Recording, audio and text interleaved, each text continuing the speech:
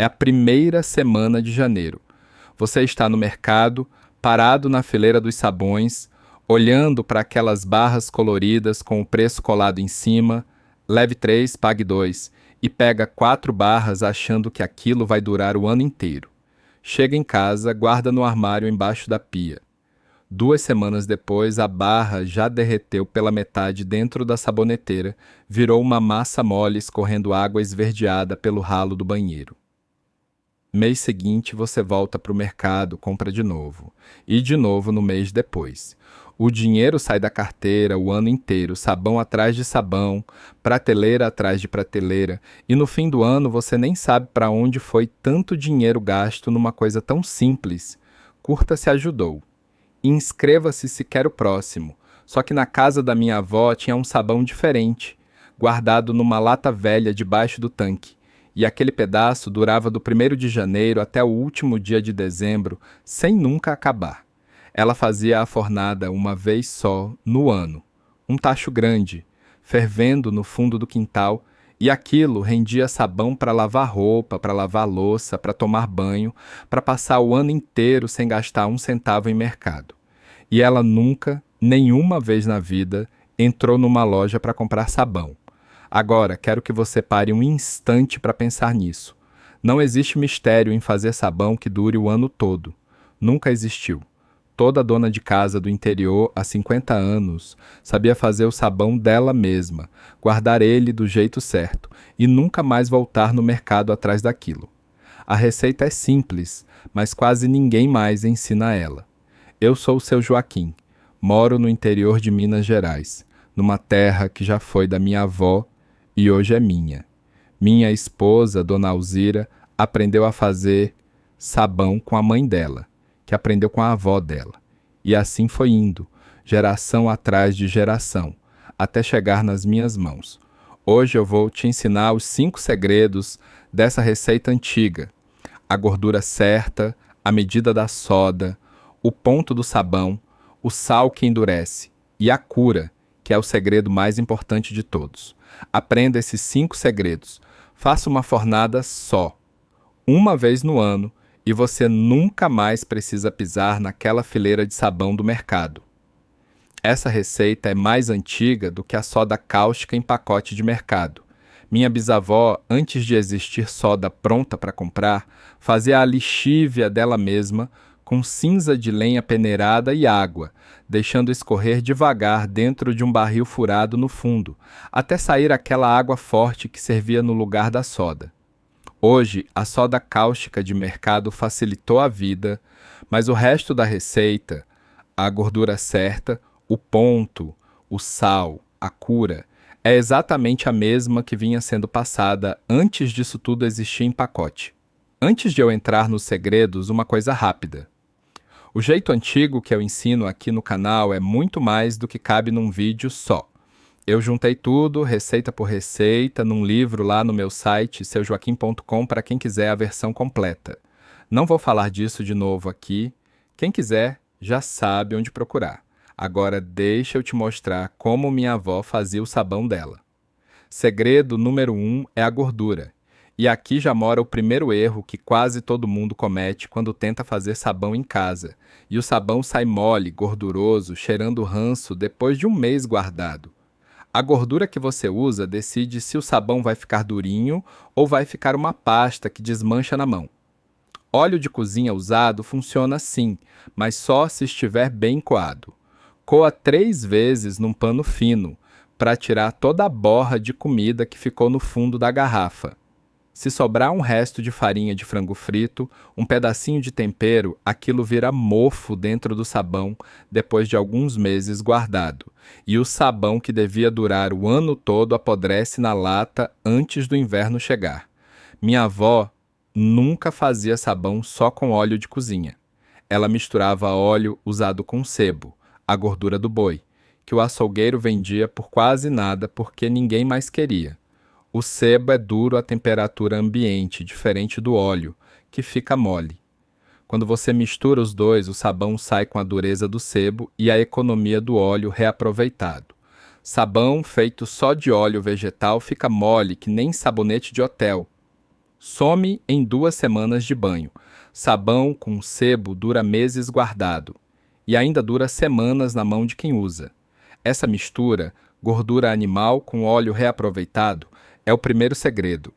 E é o segredo que a indústria não cita, porque sabão mole é sabão que você compra de novo mais rápido. Minha avó não fazia a fornada com óleo comprado na hora. Ela ia guardando o óleo usado mês a mês, numa garrafa grande atrás do fogão, coando toda vez que sobrava de uma fritura, até juntar o bastante para a fornada do ano inteiro, geralmente lá por agosto, quando o sol já esquentava o suficiente para secar bem as barras depois. Segredo número 2 é a soda cáustica, e aqui não tem espaço para chute. Fazer sabão é uma reação química. Minha avó não sabia esse nome bonito, mas sabia a proporção de cor. Óleo mais soda cáustica dissolvida em água vira sabão. E a proporção entre os dois decide se aquele sabão vai ser gentil com a pele ou vai queimar, se vai ficar durinho ou vai ficar uma geleia que nunca seca de verdade.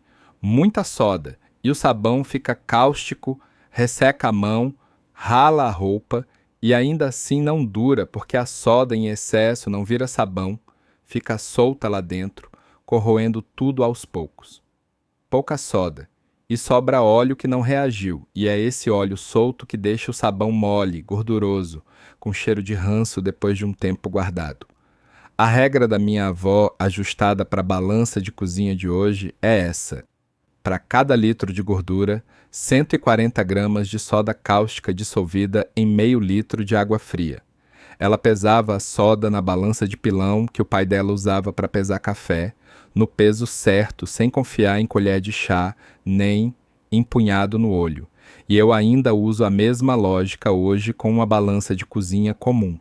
E um aviso sério aqui, porque não custa nada dizer. Soda cáustica queima a pele e solta vapor forte quando você mistura com a água. Usa luva, usa óculos se tiver. Mistura num lugar arejado e sempre bota a soda dentro da água. Nunca a água dentro da soda, porque do jeito errado ela espirra e queima quem está perto.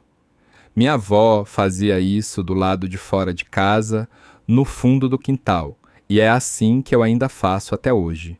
Segredo número 3 é o ponto, o momento exato em que a mistura de gordura derretida com a soda dissolvida vira sabão de verdade. Você mistura os dois, mexe, mexe, e no começo aquilo parece água suja, sem consistência nenhuma. Continua mexendo, com uma colher de pau, nunca de metal, porque a soda ataca o metal, e depois de uns 20 minutos, às vezes meia hora, a mistura começa a engrossar. Fica parecida com creme de leite ralo, depois com mingau, e no ponto certo fica igual pudim mole, do jeito que você consegue arrastar a colher pela superfície e a marca fica visível por alguns segundos antes de sumir. Esse é o ponto de traço e é aqui que a maioria erra dos dois lados. Para de mexer cedo demais e o sabão sai em camadas com óleo boiando por cima depois de curado porque a mistura ainda não tinha unido de verdade. Mexe além da conta, deixa passar do ponto de pudim para o ponto de massa grossa e o sabão fica difícil de moldar, cheio de bolha de ar, rachado depois de seco. Um sinal bom de que está quase no ponto. A borda da mistura, perto da parede do tacho, começa a criar uma casquinha mais clara, meio fosca, diferente do brilho molhado do centro. Quando essa casca aparecer ao redor inteiro, geralmente faltam só mais uns 5 minutos de colher para chegar no ponto de pudim. Minha avó sabia o ponto pelo som da colher batendo no fundo do tacho, um som mais grosso, mais pesado, diferente do som fino do começo, quando a mistura ainda era rala. Eu ainda reconheço esse som até hoje, de longe, só de ouvir o barulho da colher batendo no metal. Deixa eu parar um instante aqui antes de seguir para os 2 últimos segredos. Se você gosta desse tipo de coisa, receita que economiza, jeito antigo de fazer as coisas de casa sem gastar, eu e Dona Alzira temos um grupo chamado Casa Cheia, Bolso Fechado, onde a gente ensina outras receitas como essa, sabão, detergente, cera de assoalho, tudo do jeito antigo, e a gente responde as perguntas de quem está aprendendo. O link está na descrição. Agora vamos para os 2 últimos segredos. E o último é o mais importante de todos. Segredo número 4 é o sal. E esse aqui quase ninguém sabe. Nem quem já tentou fazer sabão em casa uma vez ou duas. Depois que o sabão chega no ponto de pudim, minha avó jogava um punhado de sal grosso na mistura antes de despejar na forma. Esse sal não tempera nada. A função dele é puxar a água de dentro da massa, separar o que é sabão de verdade do que sobrou de glicerina e água solta. E o que fica no fundo é mais denso, mais compacto, mais duro. Esse processo tem nome técnico, os sabonárias chamam de salga, mas minha avó só chamava de o pulo que endurece o sabão. Sem o sal, o sabão sai bom, mas mole. Com o sal na medida certa, 1 colher de sopa rasa para cada litro de gordura usada, o sabão sai denso desde o primeiro dia e some muito mais devagar na mão de quem usa. Exagera no sal e o sabão fica esfarelento, quebra na mão, racha em pedaços pequenos que somem rápido de outro jeito. É pouco, é pontual, é jogado no fim da mistura, não no começo. Esse é o segredo que separa um sabão caseiro comum de um sabão caseiro que dura. E agora o segredo número 5, né? O mais importante dos 5. O que faz a diferença entre um sabão que dura 2 semanas e um sabão que dura o ano inteiro. A cura.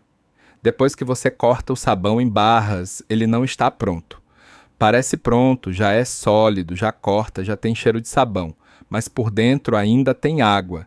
Ainda tem um resto de soda que não terminou de reagir, e se você usar o sabão nessa hora, ele vai derreter rápido no banheiro, vai arder a pele de quem lavar a mão, e não vai durar nem um mês guardado. Inscreva-se. O próximo pode economizar mais do que esse.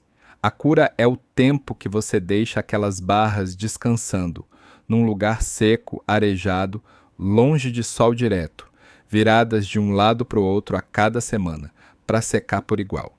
Minha avó deixava 45 dias, no mínimo, antes de usar a primeira barra, e o resto ficava curando por mais tempo ainda, guardado numa lata com furinho, longe de plástico, porque plástico prende a umidade e apodrece o sabão por dentro.